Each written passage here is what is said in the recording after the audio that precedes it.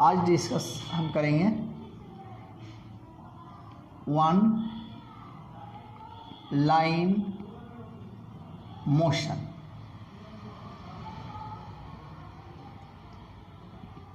इसमें सबसे पहले हम लोग पढ़ेंगे कि फ्रेम ऑफ रेफरेंस। फिजिक्स में फ्रेम ऑफ रेफरेंस पर आपका डायरेक्शन चेंज कर जाएगा, फ्रेम ऑफ रेफरेंस पर आपका ऑब्जर्वेशन चेंज कर जाएगा। तो इस पर पहले आज हम देखेंगे कि frame of reference, frame of reference क्या है। तो दो फ्रेम ऑफ रेफरेंस बनाते हैं।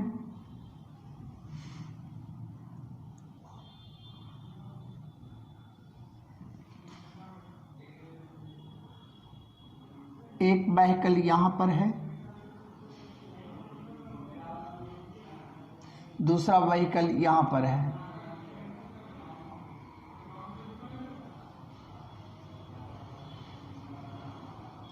ये व्हीकल ए है और ये व्हीकल बी है। ये यू मीटर पर सेकंड से चल रहा है और ये भी यू मीटर पर सेकंड से चल रहा है। ओके, यहाँ पर एक आदमी बैठा है, ये आदमी सी है। At t equals to 0, t equals to 0 और t इक्वल्स टू 0। क्लियर। दोनों के बीच का डिस्टेंस जो है मान लीजिए कि a है। आफ्टर सम टाइम्स के बाद दोनों के बीच का डिस्टेंस जो होगा वो सेम होगा। तो ये बॉडी इसको रेस्ट में देखेगा इसके फ्रेम में। क्लियर। लेकिन इसके फ्रेम में ये बॉडी और ये बॉडी दोनों मोशन में है। क्लियर। यानी फ्रेम ऑफ रेफरेंस हम उसको कहते हैं जहाँ से कोई ऑब्जर्वर किसी चीज़ को ऑब्जर्व करता है, यानी वह एरिया जिस एरिया में कोई ऑब्जर्वर किसी बॉडी का ऑब्जर्वेशन करता है वह एरिया फ्रेम ऑफ रेफरेंस कहलाता है। फ्रेम ऑफ रेफरेंस अगर चेंज करेगा तो आपका डायरेक्शन भी चेंज करेगा। फॉर एग्जाम्पल कि एक बॉडी जो है इस मोशन में, एंटी क्लॉक मोशन में ये घूम रहा है। क्लियर। v मीटर पर सेकंड से ये चल रहा है। कोई ऑब्जर्वर अगर इसको यहाँ से देखता है, ठीक है, तो इसके अकॉर्डिंग ये ऑब्जर्वर किस वे में देखेगा। तो ये इस वे में इसको ये फिगर को टच करेगा और ये इस वे में देखेगा तो ये एंटी क्लॉक फॉर्मेट में ये देखेगा। इसके लिए ये वेलोसिटी एंटी क्लॉक होगा। अगर इसी फिगर को ऑब्जर्वर अगर इधर से देखता है तो वो किस वे में देखेगा, तो वो इस वे में देखेगा, इस वे में देखेगा और ये इस वे में जाएगा। इसका वेलोसिटी इधर हो गया। ठीक है। अब ये इस इधर से देखेगा तो इधर से इस वे से देखेगा और इधर से देखेगा तो वो अलग वे से देखेगा। क्लियर। दोनों का डायरेक्शन जो होगा एक दूसरे के उल्टा डायरेक्शन हो जाएगा। दोनों एक दूसरे के उल्टा डायरेक्शन हो जाएगा, जबकि ये ऑब्जेक्ट का मोशन जो है वो एक ही पथ पर है और एक ही डायरेक्शन में है। लेकिन ऑब्जर्वर अगर चेंज हो जाता है तो उसका डायरेक्शन ऑटोमेटिक चेंज हो जाएगा। आप देख सकते हैं कि इस पेन को अगर हम इस तरह घुमाते हैं, इस तरह अगर हम घुमाते हैं तो हम अपने तरफ से इसको क्लॉकवाइज घुमा रहे हैं, लेकिन आपके तरफ से यह जो है एंटी क्लॉक घूम रहा है। इसी को हम कहते हैं फ्रेम ऑफ रेफरेंस। अब फ्रेम ऑफ रेफरेंस हमने देख लिया। अब हम देखते हैं, अब इसमें हम देखते हैं रेस्ट एंड मोशन। यहाँ पर t इक्वल्स टू 0 और यहाँ पर t इक्वल्स टू 0 है। दोनों के बीच का डिस्टेंस x है। आफ्टर सम टाइम्स के बाद ये डिस्टेंस में कोई परिवर्तन नहीं होगा क्योंकि दोनों समान वेलोसिटी से चल रहा है। तो आप कह सकते हैं कि बॉडी ए जो है बी के रिस्पेक्ट में रेस्ट में है, या बॉडी रेस्ट में है इसके रिस्पेक्ट में, क्लियर। लेकिन यहाँ पर जो सी बंदा है इसके रिस्पेक्ट में ए भी मोशन में है और बी भी मोशन में है, क्लियर। यानी फ्रेम ऑफ रेफरेंस अगर चेंज हो जाएगा तो एक ही बॉडी जो है कभी मोशन में हो सकता है, कभी वो रेस्ट में हो सकता है, ठीक है। तो रेस्ट और मोशन, आप यह कहिए कि आप मान लीजिए कि ट्रेन से कहीं सफ़र कर रहे हैं, तो जिस सीट पर बैठे हैं उसके बगल वाले सीट के साथ आप जो है रेस्ट में हैं, और जबकि प्लेटफॉर्म पर जो बंदा है उसके रिस्पेक्ट से आप मोशन में हैं। तो रेस्ट और मोशन जो है वह फ्रेम ऑफ रेफरेंस पर पूरी तरह से डिपेंड करता है। चलिए, तो अब हम देखते हैं डिस्टेंस एंड डिस्प्लेसमेंट। डिस्टेंस हम किसको कहेंगे और डिस्प्लेसमेंट हम किसको कहेंगे। कोई बॉडी जो है, ये फ्रेम ऑफ रेफरेंस है, यहाँ से कोई बॉडी ये बी पर जाता है, ए से बी पर जाता है, और यहाँ पर हम सीधा एक लाइन कवर करते हैं, इसको ऐसे ले लेते हैं यहाँ पर, तो एक बंदा ऐसे जाता है। अभी जो स्ट्रेट लाइन हो गया वो डिस्प्लेसमेंट कहलाएगा, और ये जो कर्व लाइन हो गया वो डिस्टेंस कहलाएगा। यानी डिस्टेंस जो होगा वो ट्रैवलिंग पथ बाई बॉडी, ठीक है। यानी A C B is a distance हो जाएगा ये, और A B is a displacement हो जाएगा। Displacement initial point and final point in a straight line. Straight line में इनिशियल पॉइंट और फाइनल पॉइंट को जो हम मिला देंगे वह हमारा डिस्प्लेसमेंट कहलाएगा। या फिर इसको कह सकते हैं कि minimum distance between initial point and final point. Initial point और फाइनल पॉइंट के बीच का जो मिनिमम डिस्टेंस होगा वह डिस्प्लेसमेंट कहलाएगा, और ट्रैवलिंग पाथ बाई बॉडी जो होगा वह डिस्टेंस कहलाएगा। इसमें कुछ कंडीशंस हम देखते हैं। अगर हम ये कह दें कि केस नंबर पहला कि डिस्प्लेसमेंट इक्वल्स टू जीरो। अगर हम कहते हैं कि डिस्प्लेसमेंट जीरो है ना, यानी बॉडी का इनिशियल पॉइंट और फाइनल पॉइंट दोनों एक ही जगह पर है, ओके। तो बॉडी का इनिशियल पॉइंट और फाइनल पॉइंट जब एक ही जगह पर है या एक ही लेवल में है, क्लियर, तो ये कहा जा सकता है कि उसका डिस्प्लेसमेंट जो है वह जीरो हो जाएगा। लेवल का मतलब आप समझ जाएं, ठीक है। एक्स वाई प्लेन पर हम बात कर रहे हैं, ऐसे एक स्ट्रेट लाइन की बात करेंगे तो डिस्प्लेसमेंट उस स्थिति में जीरो नहीं होगा। तो डिस्प्लेसमेंट अगर जीरो होता है तो दो पॉसिबिलिटी हो सकता है, या तो वो बॉडी कंटिन्यूअस रेस्ट में रहा है, या वो बॉडी कहीं गया है और वहाँ से रिटर्न होकर चला आया है। तो डिस्टेंस की जो केसेज होगी, डिस्टेंस जो होगा,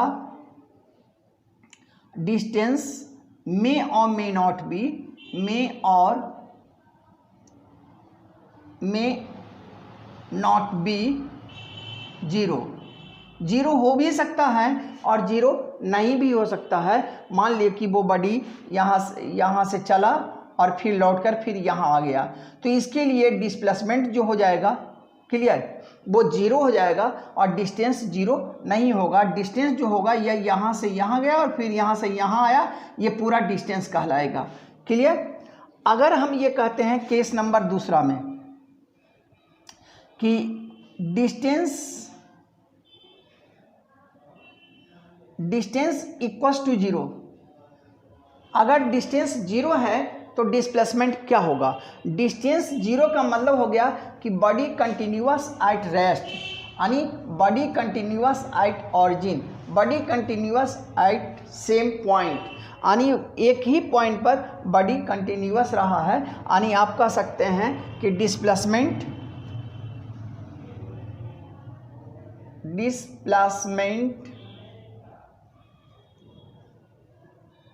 मस्ट बी 0। क्लियर? डिस्प्लेसमेंट जो होगा वह निश्चित रूप से 0 होगा। ओके। अब तीसरा केसेज अगर हम ये कह दें कि distance equals to displacement. Clear? तो ये स्केलर है और ये वेक्टर है, इसलिए इसको बराबर करने के लिए हम मॉड में लगाएंगे। तो अब इस स्थिति में कह सकते हैं कि body moves on a straight line, body moves on a straight line. ऐसे स्थिति में बॉडी जो है वह स्ट्रेट लाइन पर चलेगा। क्लियर? जब स्ट्रेट लाइन पर चलेगा तो बॉडी का डिस्टेंस और डिस्प्लेसमेंट का मैग्नीट्यूड दोनों सेम हो जाएगा। एक कंडीशन और भी मिल सकता है कि अगर डिस्प्लेसमेंट 0 है तो क्या बॉडी ओरिजिन पोजीशन पर आ जाएगा। क्लियर? पहला ये केस ये है कि displacement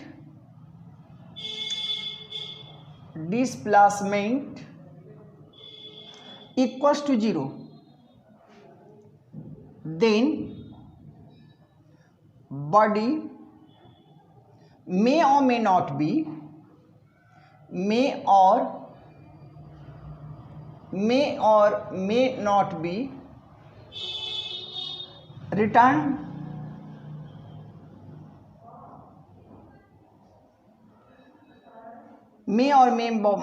returned at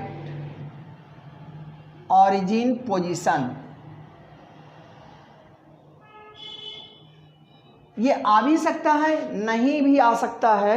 for example अगर कोई बच्चा जो है एक हवा में एक स्टोन फेंकता है तो वो स्टोन इस वे में जाएगा। अब यहाँ पर आप देख सकते हैं कि इसको फिगर को थोड़ा सा यहाँ बना लेते हैं। एक बच्चा जो है एक स्टोन हवा में फेंकता है तो ये स्टोन यहाँ पर इनिशियल पॉइंट हो गया और ये इसका फाइनल पॉइंट हो गया। तो यहाँ पर आप देख रहे हैं कि बाई एक्सिस पर इसका डिस्प्लेसमेंट 0 है, जबकि बॉडी जो है अपने ओरिजिन पोजीशन पर नहीं आया है। तो ये कहना बड़ा मुश्किल था या बड़ा मुश्किल है कि डिस्प्लेसमेंट अगर 0 होगा तो बॉडी क्या अपनी पोजीशन पर रिटर्न हो जाएगा। रिटर्न हो भी सकता है और रिटर्न नहीं भी हो सकता है। चलिए इस पर कुछ हम न्यूमेरिकल्स को देख लेते हैं। ये athlete complete 1 round on of a circular track of radius capital R in 40 second. What will be the distance and what will be the displacement and distance at the end of the 2 minute 20 second. एक athletics जो है किसी circular पथ पर ये चल रहा है जिसका रेडियस जो है R है। मान लीजिए कि ये एथलेटिक्स यहाँ से चलता है एट t = 0 और एक कंप्लीट राउंड ले लेता है 40 सेकेंड में। तो हमें ये निकालना होगा कि 2 मिनट 20 सेकेंड में नंबर ऑफ राउंड कितना होता है इसका। तो नंबर ऑफ राउंड जो होगा वो होगा 2 मिनट का 120 सेकेंड हो जाएगा और 20 सेकेंड का, यानी टोटल हो जाएगा 140 सेकेंड हो जाएगा। और 40 सेकेंड में एक राउंड लगा देता है। क्लियर? तो नंबर ऑफ राउंड हो जाएगा 7 बाई नंबर ऑफ राउंड यहाँ हम ले लिए तो 7/2 राउंड हो जाएगा।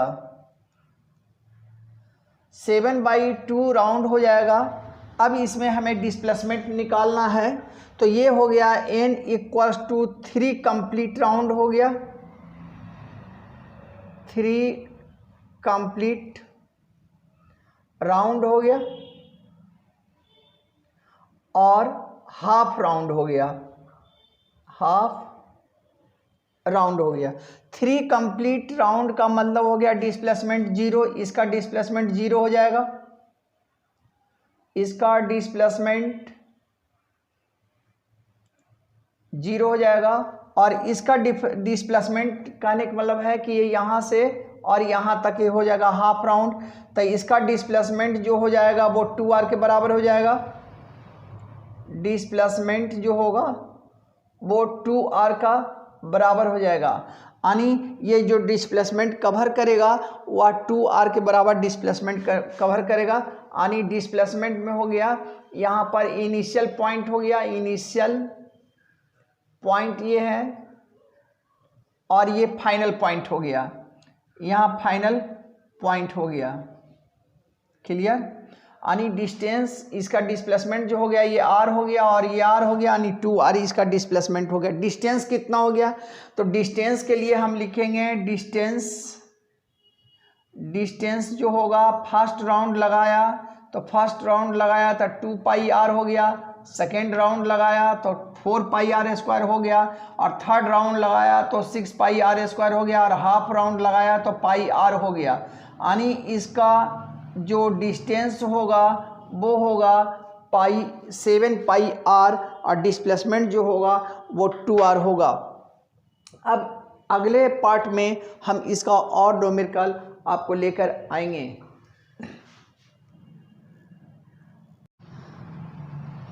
अगर मेरा वीडियो आपको अच्छा लगता है और इससे कुछ आपको जानकारियाँ मिलती है, अगर आपका सब्जेक्ट मैटर पूरा हो रहा है तो आप मेरे चैनल को सब्सक्राइब कीजिए और आइकन के बटन को दबा दीजिए, साथ ही साथ शेयर करिए ताकि मैं अपना कोई वीडियो बनाऊं तो सबसे पहले आपको वह वीडियो मिल जाए। ठीक है?